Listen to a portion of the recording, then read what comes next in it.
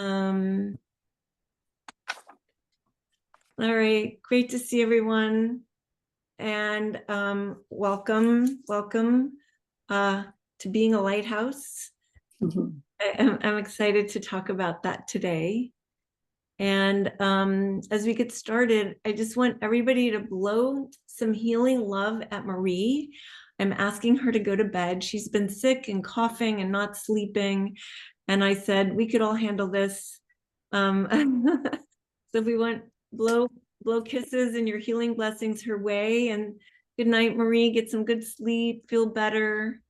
Hot tea and honey before you go to bed. I know you have, I saw that like wall of herbs you have. I know you have something in there to help you sleep. I do actually. Thank you, everybody. Yeah, it's going around. So take care of yourself and have a good night. Great. All right. So I am going to see Tim, you look like you're watching the screen. I wonder if I could make you the co-host, just because when I'm reading, if you could let people in, could I do that? Sure. I made you co-host. It'll come on the top, admit. You just have to push admit. It's like, this is what I love, like co-creation. There, you see it? Did it come? Admit, see at the top of your screen? I got enter the waiting room, admit. Yeah, admit. Yeah. Bob Koenig. Yeah, just push the blue button. Okay. Cool. There we go. I've got a co-pilot. Thank you. So Can I make an announcement once we get going? Go. Yeah, I just wanted to say May 1st, CODEPINK is co-sponsoring with San Jose May Day community a march and rally. The rally begins at 2:30 and at Story and King and marches to San Jose City Hall to 4 o'clock. CODEPINK will be tabling, and our own Allie is speaking at the event. So we encourage anybody in the South Bay to please come and attend. And did Ryan make an event for you so we can share? We're all set. Okay, cool. News release and everything. I love the interconnecting of the China's not our enemy and local peace economy. So yes. Yes, and we hope to do more on that. Cool, thank you. Yeah, speaking of peace economies. And local. Yeah, I should do one of these times. We should do a whole like education piece on how China is a peace economy, because I think people are very confused by China. Lynn, you have your hand up.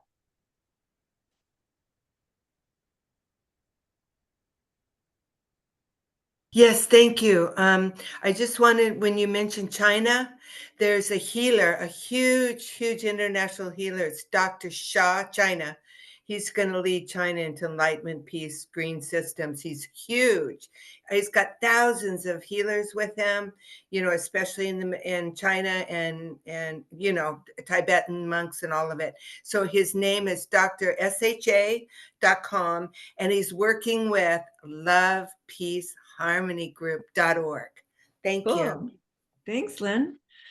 Okay, well, so let's just take a couple of deep breaths and get grounded. I'm going to start with a poem that I kind of got triggered to read as my son was talking about kindness. And as I wake up every morning crying in disbelief that the world is allowing the starvation of the Palestinian people, and as we watch these babies being blown up every night by bombs that while they're intense, and just watching the insanity, I wanted to start with a Palestinian poet today, Naomi Shihab. And the name of the poem is Kindness. Before you know what kindness really is, you must lose things. Feel the future dissolve in a moment, like salt in a weakened broth.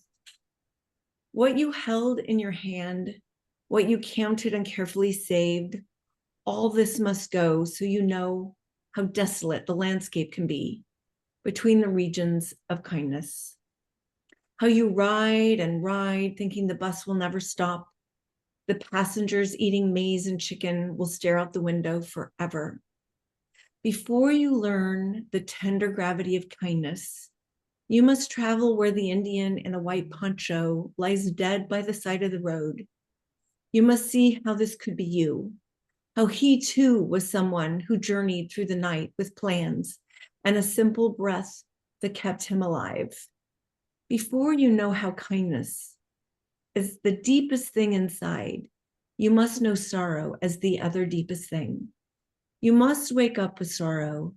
You must speak it till your voice catches the thread of all sorrows and you see the size of the cloth. Then it is only kindness that makes sense anymore. Only kindness that ties your shoes and sends you out into the day to gaze at bread. Only kindness that raises its head from the crowd of the world to say, it is I you have been looking for, and then goes with you everywhere, like a shadow or a friend. So if we could just take a couple of breaths. Thanks, Dolores. I thought it was so instructive for her that, you know, all the emotions that go through me to be brought back to kindness is a healing for me, and I think the world, because, you know, we want to feel like we can fix it. We want to feel like we do feel the anger. We feel all these other emotions, and to be brought back to kindness feels so useful. So I wanted today to be about where we are, because, you know, in these very short, what are we at, 2 months? We're in another world. We are really in another world. And I find a lot of people trying to behave like we live in the world of the past. And, you know, I have been talking about this moment for, I don't know, like almost 15 years, calling it the tsunami, and we need to build arcs and all of that. So for me, I'm not experiencing it the same way as most people, because I think for most people, this time is a shock. How did this happen? You know, what's happening? It's here we are in the tsunami. Most of us aren't being battered by the waves, but many are. And I think it's important to think about that. Certainly we can see the Palestinians being battered by the waves, and we can think about what's coming. But I want to say, you know, tens of thousands of people in nonprofits where they've lost over 50% of their funding are now without jobs. It's not hit, you know, it's just tens of thousands. It's just happening. Just something I've learned recently is that 100,000 nonprofits operate on federal funding. Now, you know what's interesting about this is that they're nonprofits that are meant to do what the state is supposed to do, right? It's meant to care for the people. So an interesting thing as I was thinking about this is like, and we talk about scarcity and, you know, how that scarcity is built into the war economy and we're forced to fill it. Well, here's an example of that scarcity. So there's 100,000 nonprofits in the United States that are funded by the federal government to do what the state is supposed to do. You know, take care of the people. So say these are, you know, working on with prisoners coming out of prison, working on, you know, childcare or health things, or, you know, education. Like, think of all the things they're meant to do. They are all meant to serve the peace economy. They are all meant to serve the people. But what do we know about them? We know that they never get enough funding, so that everybody that works for them is never funded enough, always meant to do more than they can do. And then the people receiving are never getting what they really need. So just think about this, that it's a system, like think of how that is, of a system that participates in us feeling that scarcity, even though its task is to serve the peace economy. So I, just want to like, as we like, where are we? What do we live inside of? What is this moment? And I, later when we break out, I want us that to be what we're thinking about is where are we in this moment and where are you in this moment? Because we're all in different relationships to it. But, as we look at the kickback on the tariffs, that had nothing to do with the people, not a thing. That had everything to do with the rich. And just a reminder that Trump also answers to the rich because that's what pulled it back. But the empire is ending. The United States is being hollowed out by those who have no values or a commitment to life. And it will take a while for everyone to feel it. But I know that all of us here can sense it, even if it's not happening to us. We must have someone in our lives that we're hearing this story from. But, the rich think that they can live in a gated community away from the mess they're making for everyone else. And as we're looking in El Salvador, the strong men of violence are going to lock up everyone that doesn't go along, plus everyone else that they feel like it. And, in some ways, we're like watching the Hunger Games get a little too real for us. So the war economy, the extractive, oppressive, destructive, violent economy, the culture that we live inside of is committing suicide in front of us and consuming itself. And yet that's the structure around us. So how do we be in relationship to this? And that's why I want to talk about being a lighthouse. And I, here we've been together. So many of you have been building containers locally to serve the needs of those left out and, serving your community. But now the structures of power are really falling apart. And some of those structures, we've relied on, even though they've served us badly, they're going to be missed, right? They're not, the structures are going. And, where can we fill in the gaps? I think right now, more than where can we fill in the gaps is where can we be a lighthouse to meet the fear and despair. You all are peace activists in this moment. And I know that we're looking at it and we're feeling the fear, we're feeling the distress. It's a little overwhelming. And I've said this before, my act of resistance is, not to let it overwhelm me and to, pivot to something beautiful like kindness. But I think it's also something we should do is look at ourselves as privileged. We're peacemakers. We have a step outside of the war economy. We have a different ground that we stand on. We're rooted in values. We have something that other people don't have. So it's hard to think of oneself as privileged sometimes in different situations. But, what is real wealth isn't money, as we know. It's community, it's friendship, it's kindness. It's peace, internal peace, those are real wealths. So in looking at the real wealths, this privilege that we have to be peacemakers, to be people of peace that are grounded in this value, that have exercised the muscle of it. It's not just our grounding, it's the thing we've done and therefore it's the thing we are. And sometimes we forget that because everything outside of us seems so big and it's meant to deplete us. But I'm calling on everyone not to let yourself be depleted by what is happening around you, but to remind you who you are, what you've given your life to, what you've been serving with your life, and the ground that you stand on, and to recognize that other people don't have that ground.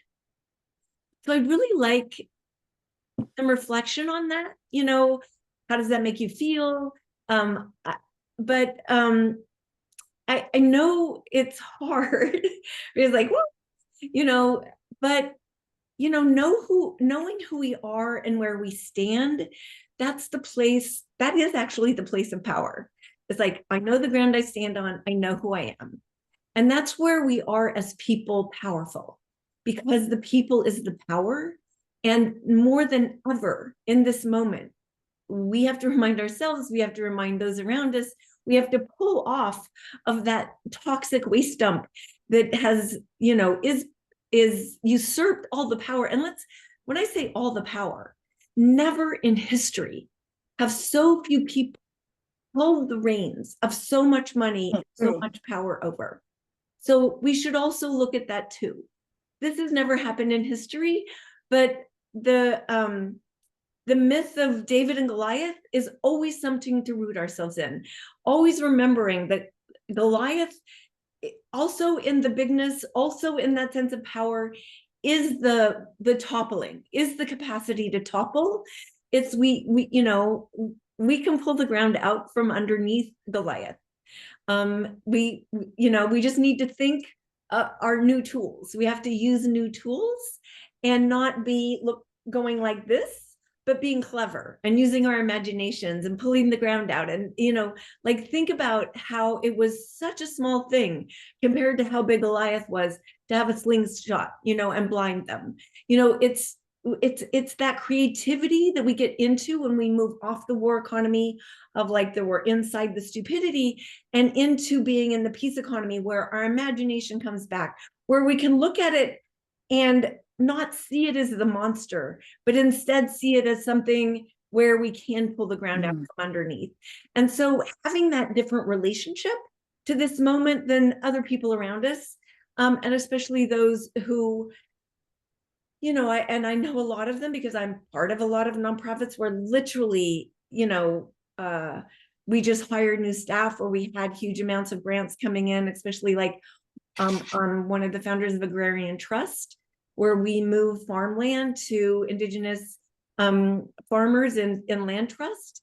And the government was giving us, I think, $2.5 million, and that whole team now it's gone. So it's a really rethinking. So real things are happening. So I don't want to diminish the real things that are happening, but I want us to be related to what is real, which starts with where we are, who we are, what ground do we stand on, what's happening out there, and how do we relate to it. So just asking for a little conversation. And how is this making you feel? Am I off base? Am I meeting you? Where is there any comments or questions before I move forward and leave people behind? I just want to see, is there anyone that wants to add their voice here? A concern or a way, something I've missed here before we move forward? Well, I totally agree that it is a pivotal moment. The question is how. All right. So let me start this way, just briefly. I've made the decision. It's not only emotional, but there's a felt sense. There's a powerful shift that happens when you are no longer dominated by the news of the day. It's not that you're ignoring it, God knows, but your direction has changed. Your direction is towards what's going to heal and solve things. A doctor doesn't look at an injured or ill patient and spend hours bemoaning the fact that the person is ill. We have to turn towards positive possibilities. And as you so rightly point out, it's in being able to truly speak the truth. The way you speak, Jody, and the honesty, you're not promulgating any preconceived notion. We can feel that you've experienced what you're talking about. And I think that that's going to be the key to building, I hate the word solidarity in a way, but building rapport, that's a better word, with people who are confused by what's going on.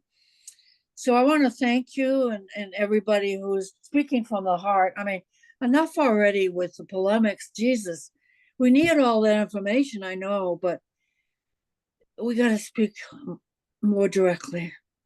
Thank you. Thank you, Joe. And we're going to get to what you just said next, which, like you said, it's like, how do we be the lighthouse? You're already talking about that. I like the word rapport. Yeah. Let's remember that. That's a beautiful word, rapport. Yeah. So thank you. It's so relational. Tim, you're next. Yeah, I just want to add on a little bit. At our garden group, one of the fellows is a graduate student in Stanford, and he was telling me how bad it is over there. Nobody's sure about the funding. People don't have jobs, but they still come to work, and it's so uncertain. So it's like you say, it's affecting a lot of people's lives. I'm not, being retired, I'm a little buffered from it, but now we hear about Social Security and all that. So I guess in that way, uh, I'm affected. But one thing that does make me feel better is all the um, protests and people coming out to demand and say this isn't right. So that does help me feel better and know that people are saying no. So hopefully, like you say, the Goliath thing we can slay. Thank you, Tim. Lynn. Okay, I was just putting in here to impeachtrumpagain.org, and then Jessica Denson. I don't know if you know her. She's got a YouTube, and long story, she works with a lot of the rallies to help start this impeachment process through the Congress. Very, very political. But what else is, I wanted to let people know we've really got to unite. Like you're saying, it's so critical. Because I cry. I have money still, sort of, but they've messed with my SNAP and my funding. And I'm just like livid that these rich guys, Musk is still making $8 million a day. Okay. It's insane what the money. So they are corrupted. They've got to have asset forfeitures. That's our money. Those guys it's our money that they're spending, and people don't know this. They just put another $1 trillion, to the Pentagon, okay? And 45 billion, no, they don't know it. So if you don't know the evil or the money, then you don't know how to change it. No, listen, I have a petition. You take okay, but Lynn, here's the thing. It's like that is them. We are the people. That toxic waste dump is a toxic waste dump. Right. No, Project 2025. I get it. They're trying mandatory draft, and they're I know, but we're not we got to get the money to the 501c3s. That's what I'm saying. That's what I'm here to do. Get all 501c3s, the money going for caring jobs. Well, anyway, that's what I'm guided to do. Caring jobs, safe place to live, good basic income instead of military, basic income, healthcare, places to live. No, caring jobs, 501c3 jobs, safe place to live, good basic income, healthcare. So we have 1.45 million 501c3s in our USA, 1.45 million. Right. They got to be paid positions. Okay, so I don't know that you just warfare. Okay, so I don't know if you just heard me, but right now that is over. The empire is over, and to pay attention to the structure that is over, that is being hauled out, is not, you can spend your time there, but most of us here have pivoted away from the war economy into the peace economy, which is where we're giving our time and effort, because that will suck you in. And nothing, for 50 years of my life, I've tried to cut the Pentagon, and it hasn't worked, as has many other people. So we're building a future, and we're not going to be distracted by the stupidity of power. We're going to build a future because at the beginning I said they have defunded 100,000 nonprofits that were funded by the federal government to do the peace economy work. So building the peace, they are not here to save us. It doesn't matter how many times you impeach Trump, he just gets worse. So, it's really up to us to not pay. There's nothing we will do to change the tsunami. We will create a future together that will happen, and it is happening. But to engage in that is to be used by it. And that's the war economy. the extractive, destructive, oppressive economy that's killing you, our community, the planet, any time spent on it is time you are on that playing field and you are just parsley on their plate. So we need to be building a future, and the people are the power. It has always been the people, it will always be the people. And we're watching a civil society that is being crushed from the inside. It's being hauled out. When this is over, we can start rebuilding it. But right now, we need to be supporting those that are on the outside, being in this process of how do we serve, how do we help, and how do we stand, as like Joe said, as the lighthouses to pull people out of the darkness and being used by it. Throw your hands up, and hi, welcome. I know you just got here. We've been talking about where we are, where are we grounded, who are we as peace activists, and what is our task right now. So welcome. Well, okay, I just want to say very quickly that I know I just dropped in and you guys, somebody's talking about giving money to nonprofits. Most nonprofits are part of the war economy. Okay, they're incorporated. That means your donations are going into some CEO's pocket, or they are they're putting that money into the stock market to protect it. Our tax money needs to go to our government for our government to do the things the government is supposed to do without a profit motive, period. So yeah, sorry, I couldn't not say something about nonprofits being some sort of solution. I don't, sorry. Joy. Thank you. And it's not to say that there aren't some that try, but also it's a structure that it's not their fault. Like, it's not anyone's fault. So just a reminder that the structure forces a particular kind of behavior to succeed there. And what we need to do is recognize that and know, we're trying to break our habits out of the war economy, habits that are forced on us. So it's not people's fault. It's kind of like, this is how you survive. And so those that are willing to start like breaking free, that's what these tools are for, is like breaking free from these addictive patterns that help you succeed in the war economy, but at the same time aren't creating a livable future or conditions conducive for life. Karen, you're next. Yeah, thank you. I did write something in the chat about strategies that people can think about personally, what you need to learn about more, try and figure out what the hell is going on, in the areas where you have interest.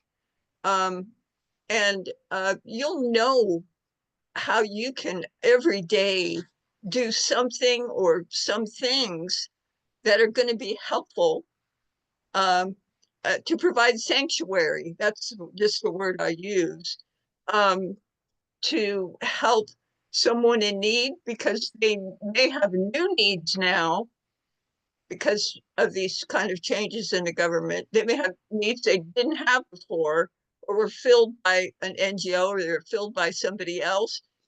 And I think that any NGO worth its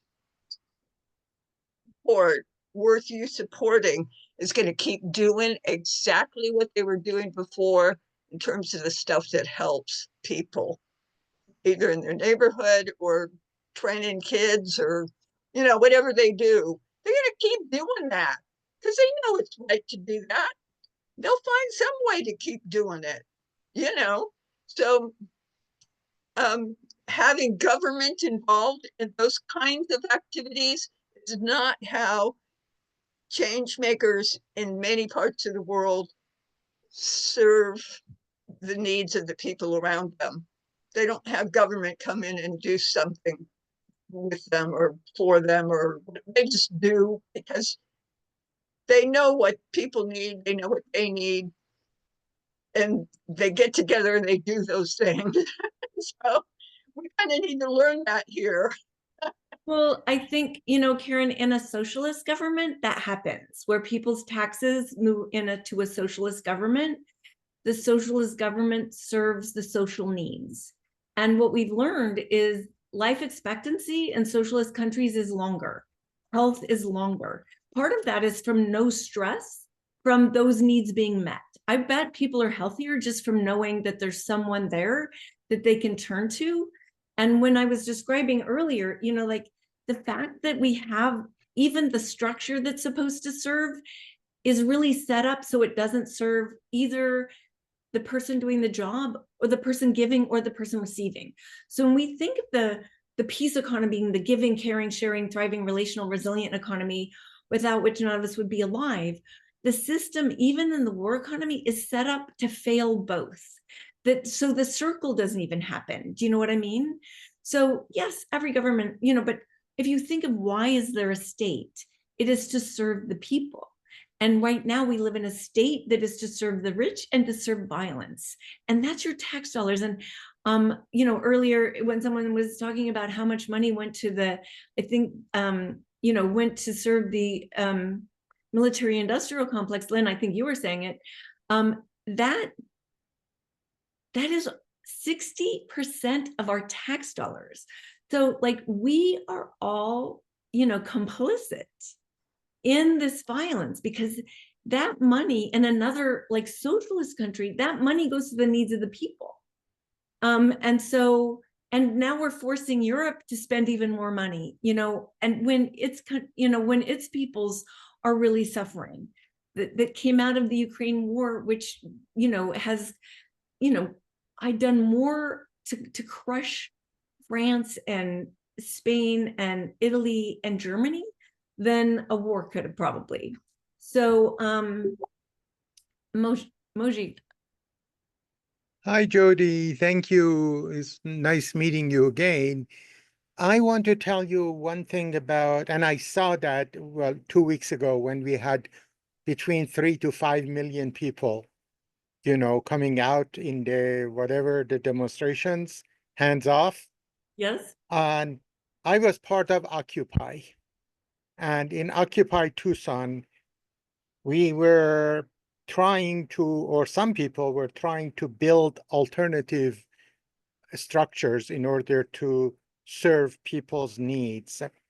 And I was, of course, saying, if it works, it's wonderful, except I heard from one of those right-wingers at that time, they were called the Tea Party. He came to the think tent of Tucson that I had organized, the think tent as a part of Occupy. And he said, we are so happy you are doing this on your own. We are more than happy to dump all of this responsibility on your shoulders. I was sitting there, I was saying, oh my God, look how the systemic fragmentation of the civil society is causing us to want to take away the responsibility of the government off of its selfish shoulders to put it on the frail shoulders of the people, while we don't have the numbers, the systemically coalescing numbers in order to be able to deal with all kinds of problems. So that I brought this to the attention of Noam Chomsky, and he encouraged me in doing what I am doing now, called Chambers of Compassion, in contrast with Chambers of Commerce. Our civil society and our communities are highly atomized, are highly systemically fragmented. Atomized as in Karl Marx. I'm not a Marxist, okay? I'm a social democrat. But we don't have a systemic way of bringing together people who are working for peace, justice, environment, human rights, democracy, whatever our good cause, we are highly systemically fragmented and siloed in our own fragmented civil society. So I am just advertising shamelessly for the Chambers of Commerce, which I've been working on with the encouragement of Noam Chomsky and Cornel West and Erica Chenoweth, the 3.5% lady. And now we have two of them being born, one in New York, one west of Boston. So we need chambers of compassion everywhere, in the same way that chambers of commerce are called chambers of commerce everywhere. So Emoji, Thank you. there's such a great local peace economy container. It's a fantastic, Yes. because it all happens locally. So yes, to go back, I think that's a very good connection. It's like paying attention to Trump is a distraction where what we're talking about has to happen locally anyway. And I think that's a great segue into how to address what's happening, because the future will be born out of the local. You know, it's going to be like, how do we do this? And it is going to happen from the local. And that's historically, that's how it's happened. And so it's, you know, what works is going to rise to the surface and people are going to learn from each other. So Moji, what you're doing is so important, because it is that collectivity of connection, which is the local peace economy, which is local, which is where we co-create together, which is where we care for each other together, and where we learn not to be siloed. I just want to give everybody some really exciting news, is that, you know, it didn't come true, but we had this horrible scare that on Earth Day, Trump was going to defund, oh, not defund, he was going to take away the NGO status of all the green organizations, all the environmental organizations. And the ACLU and about 5 other organizations that have lawyers as part of what they are said, you know, don't worry, we're going to be there for you. We're going to have a conversation with you to let you know what to expect. Do you know that 5,000 people showed up to the YouTube, the Zoom call that they organized, with 5,000 people waiting in the waiting room? And what did they say? They said, and so this is just like, this is where the jujitsu of how you deal with Trump. They said, it's all for one and one for all, Emoji. It was like no separation. No matter who is attacked, we will be there. And it doesn't matter if you don't agree with them. It doesn't matter if they're not your politics, that we will not be separated. We will not be divided. And, you know, it's a mainstream organization. But what's great is that everybody got that the goal is to separate and divide.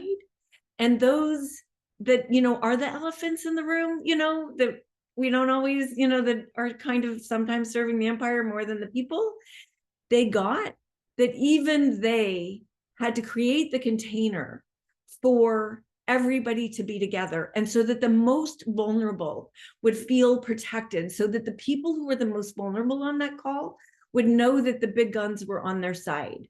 And so I just want to say that's huge. And what is happening, you know, I've talked about what happened in LA around the fires, and I can tell you, like, this much later, you know, 2 months later, I mean, more and more and more, the local peace economy is growing. Everybody saw it work. Everybody realized it worked. And like beyond our wildest dreams, because we had the containers ready, everybody sees that's the way to go. And it's literally changing the culture of the city. So, you know, just to remind everyone that it's like, once they're created, it's a tuning fork that pulls people in the right direction. So to go back to, like, you know, the reason for the, you know, the kind of subject of this call today, which is being the lighthouse. And so, you know, I grounded you in who you are and where we are. And we are not taking on those power structures, because those power structures, that's what they want us to do. They want to be big and ugly and entangle us in their weeds. And we're saying, you're big and ugly, and we have work to do. We are going to work with the beautiful. We are going to work with the local. We are going to serve those we are in relationship with. You know, like what Joe said, it's like where authenticity is where we're in relationship with what. Where is that? The rest, it's not ours. Because we're going to fill in this hollowing out with what we're building robustly and humanly and juicily with life. And that's what we're doing. Their death, they're dying. We know fascism dies because it doesn't create anything but hate and violence. And that's, you know, it's on its way to death. And so we're at the front lines building the future. So I just want to call everyone forward to recognizing who you are in this moment, and that it's going to take a little bit of effort to own that. And, you know, Emoji, I don't have to tell you, you're on it all day, every day, and you're the Pied Piper of the local peace economy, building this amazing structure of, you know, the chambers of compassion. But I also want to talk to you, Emoji, because I think all of us need to just step a little more forward, a little brighter. You know, it's just like recognize who we are, so that if we look at the darkness and say, okay, how do I step more forward into what I am? And just reminding us that there are so many people asking. People are falling off the structures every day, but they're kind of walking around not knowing where they are, not knowing what's happening. You can think about yourself when, you know, like, when was I like transitioning out? When, you know, like, think about how, if you remember yourself, you can remember how to help. And so it's really up to us to be giving inspiration and mentorship where we can, to be sharing more vocally the process, about sharing more where we are, you know, being able to say, you know, wherever we are, to I hear you, and here's what I do, you know. And so really I wanted this today to be about calling everyone out to being that lighthouse, and to say, remember, we are privileged. Remember, we are not deep inside being used by the war economy, that we are grounded in something beautiful. We are grounded in peace. We are grounded in love. We are grounded in each other. We're grounded in our communities, and to recognize a lot of people aren't. And so it's really like, you know, I know we're like building things locally, but I'm speaking to you. How do you like recognize that about yourself and pull others in? And when you see people that also own it, like calling them out. Now's our time. Now's our time to serve this bridge. And oh, Joe, what did you call it? What was your word? It was so beautiful. But, you know, thinking about how we're a hand out. And it's not like, the one thing we can't do is see something and say, I'm going to fix it. No, it's more like when we see where we can serve, to be able to be in service. We're not fixing anything. We're not taking anybody where they need to go. There are enough people asking. There's enough people wandering around in the dark, looking for light. That's all we need to do, is just be light. And I can tell you, I mean, as soon as you make the pivot, you will see it's like, okay, I'm going to show up. I'm going to be more visible. People will be asking, you'll be there for them. So I'm just calling on us to think about it.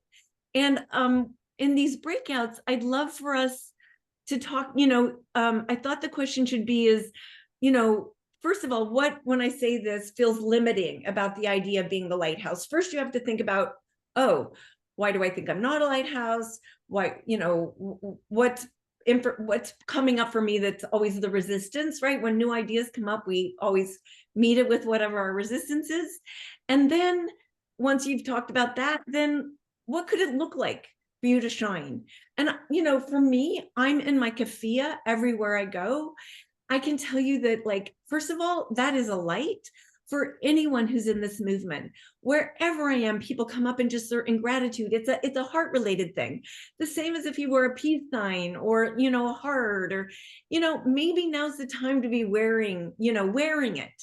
wearing love and peace when it's just so dark, you know, like for Code Pink to be in bright pink, it's always that makes people smile. So, you know, how can I just, you know, be more visible? I mean, like I go out with a sign on my back everywhere I go.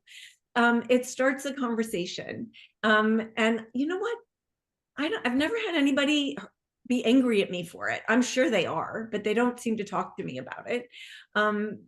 So it's for the people that want to feel connected.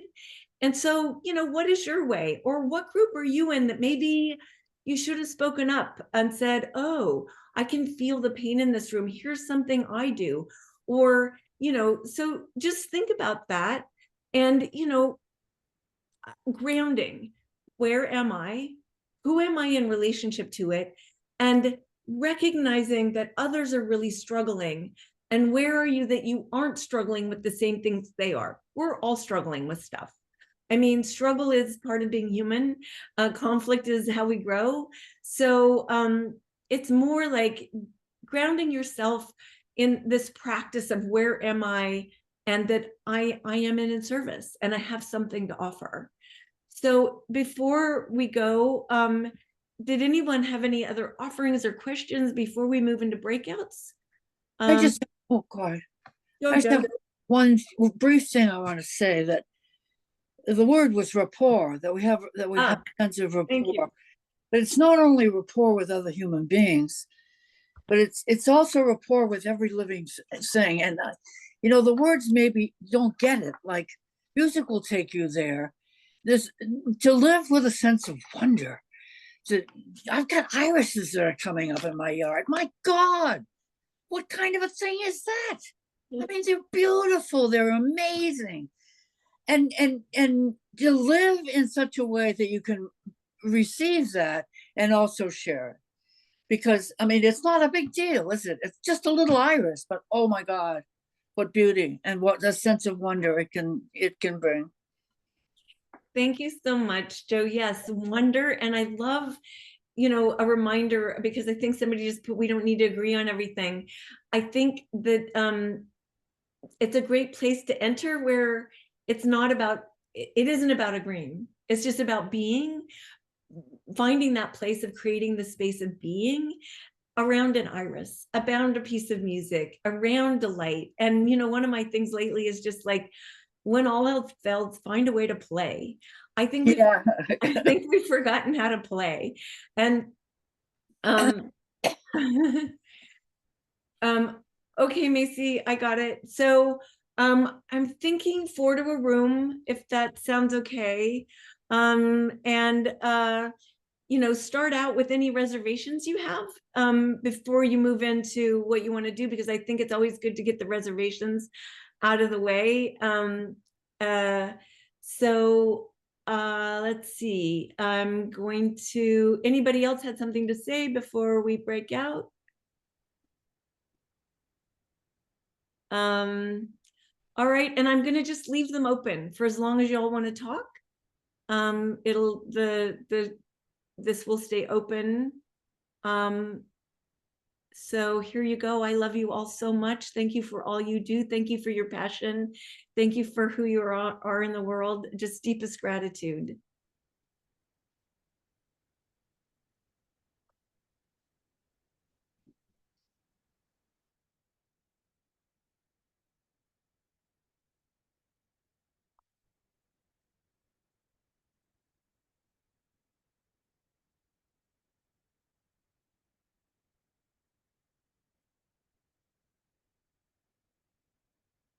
Did you get yours, Tim?